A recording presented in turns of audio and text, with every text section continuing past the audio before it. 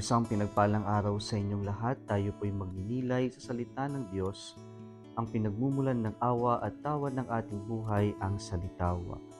Today we are celebrating the memorial of Saint Therese of the Child Jesus, Virgin and Doctor. Pinabati ko po ng isang maligayang kapistahan ang lahat ng ating mga Carmelite sisters and devotees.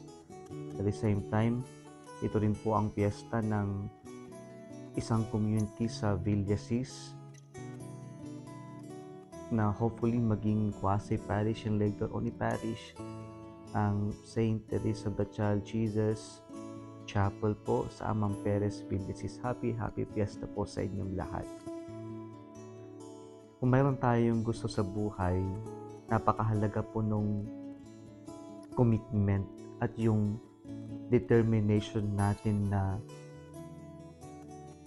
marating o kaya naman matapos o mapagtagumpayan yung gusto nating makamit sa buhay. At ito po yung itinuturo ng Diyos sa atin when He said in our gospel today, He, our Lord Jesus Christ, made up His mind to go to Jerusalem. Napakahalaga nito sapagkat kahit alam ng Panginoon na marami siyang daranasin na hirap at doon sa Jerusalem ay iaalin niya ang kanyang buhay. Malinaw sa ating Panginoon nito. Pero sa kahit na ganitong kalagayan ay bukal sa loob ng Diyos na gampanan yung kanyang tinanggap na misyon mula sa kanyang Ama.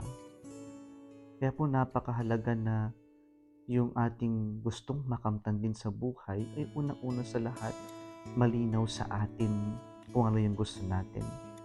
At kapag malinaw yung gusto natin, dapat i-commit natin yung ating sarili na ito yung ating gustong makamtan sa buhay.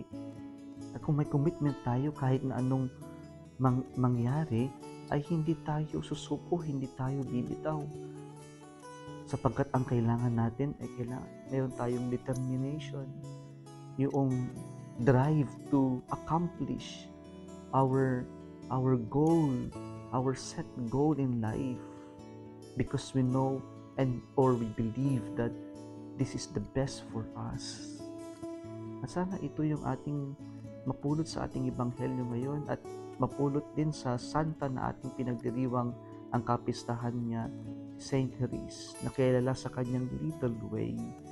At yung little way niya, kahit na sa mga maliliit na bagay ay inalay niya ang kanyang sarili, ang kanyang love, yung kanyang determination, yung kanyang commitment na magsilbi sa Diyos.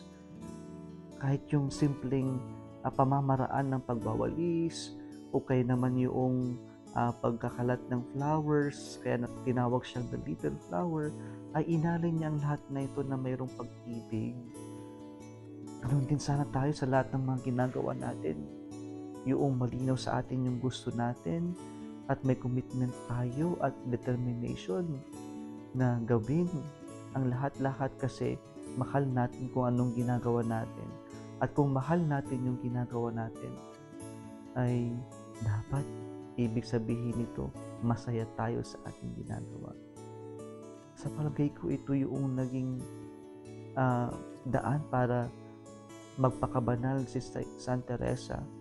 Mahal niya yung ginagawa niya kahit napakasimple lamang. At dahil mahal niya ito, naging masaya siya sa kanyang ginagawa. Kung nagustuhan mo ang video na ito, huwag kalimutang mag-like, i-share at mag-subscribe sa Salitawa Facebook page and YouTube channel. Muli isang pinagpalang araw sa inyong lahat.